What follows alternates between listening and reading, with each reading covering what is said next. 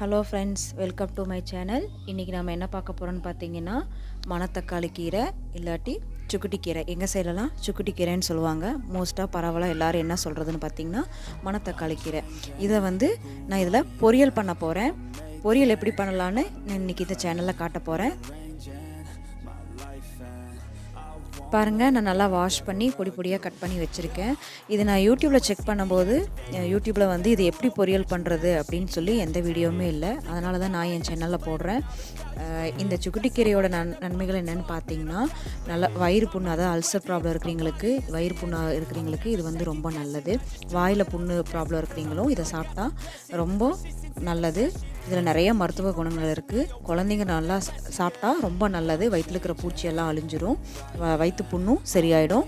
இது எப்படி செய்யலான்னு பார்க்கலாம் வாங்க. பாருங்கள், கீரை தாளிக்கிறதுக்கு தேவையான பொருள் எடுத்து வச்சுருக்கேன். கடுகு உளுத்தம்பருப்பு ஒரு ஸ்பூன் எடுத்து வச்சுருக்கேன். கடலைப்பருப்பு எடுத்து வச்சுருக்கேன்.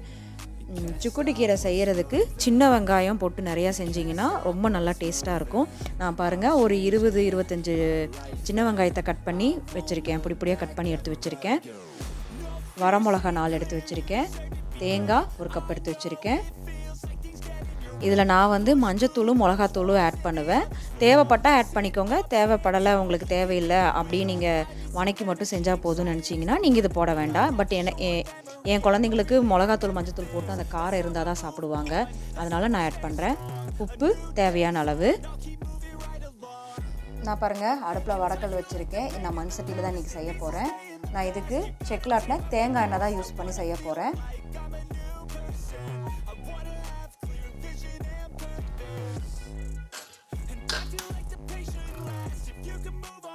பாருங்கள், எண்ணெய் இப்போ சூடாகிடுச்சு. கடுகு உளுத்தம் பருப்பு போட்டுக்கலாம்.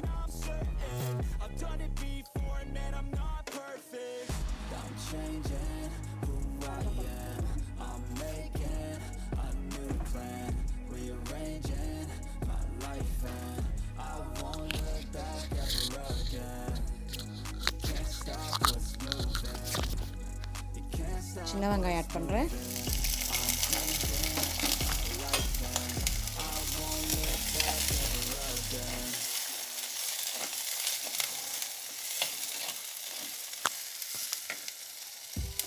கூடயே வரமிளகா போடுறேன்.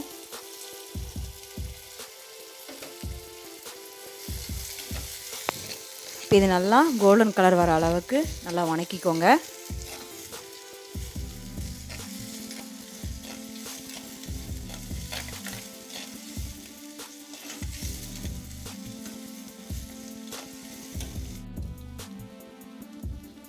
பாருங்கள், வெங்காயம் நல்லா வணங்கிடுச்சு, கோல்டன் கலரில் ஆகிடுச்சு. இப்போ நம்ம இதில் கீரையை ஆட் பண்ணிக்கலாம்.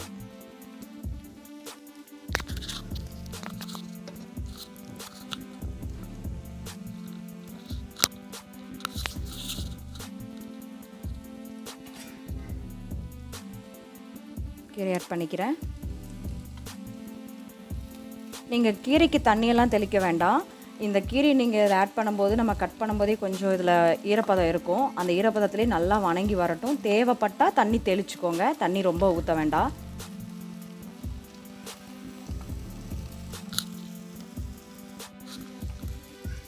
இப்போ இதில் நான் உப்பும் மிளகாத்தூளும் ஆட் பண்ணுறேன். தேவையான அளவு உப்பு, மஞ்சத்தூள், மிளகாத்தூள் உங்களுக்கு தேவைப்பட்டால் ஆட் பண்ணிக்கலாம். எங்கள் வீட்டில் கொஞ்சம் காரம் இருந்தால் தான் சாப்பிடுவாங்க, அதனால் இதை நான் ஆட் பண்ணுறேன்.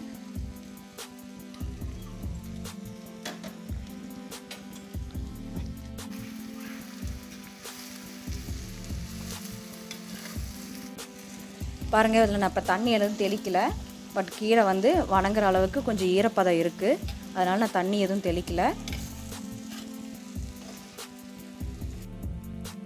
இங்கே பாருங்கள், இப்போ நான் தண்ணி எதுவுமே தெளிக்கலை. நான் அப்படியே கீரை போட்டதுக்கப்புறம் ஜஸ்ட் உங்களுக்கு நான் பரட்டி தான் விட்டுருக்கேன். இதுலேயே கீரையே நல்லா தண்ணி விட்டுருக்கு. இந்த ஈரப்பதமே போதும்.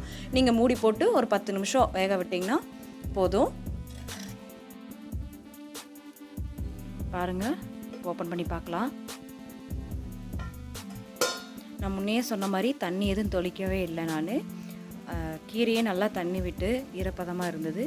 நல்லா இப்போ வணங்கி வந்துருச்சு. இப்போ இதில் நான் தேங்காய் ஆட் பண்ணிவிட்டு கேஸ் ஆஃப் பண்ணிடலாம்.